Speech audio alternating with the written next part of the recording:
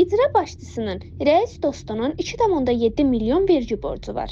Xətai rayon İcra Hakimiyyəti başçısı aparatının Mənzil Kommunal Təsərrüfatı Birliyinin külli miqdarda vergi borcu yaranıb. Xətai Mənzil Kommunal Təsərrüfatı Birliyinin İqtisadiyyat Nazirliyi yanında Dövlət Vergi Xidmətinin Bakı şəhəri Lokal Gəlirlər Baş İdarəsinə 2.875.740 manat vergi borcu var. Xətai rayon Mənzil Kommunal Təsərrüfatı Birliyinin rəisi Məmmədov Fəxrəddin Məhəmmədoğludur. Fəxrəddin Məmmədovun Xətai rayon İcra Hakimiyyəti başçısı Raqif Quliyevlə dostluğu olduğu bildirilir.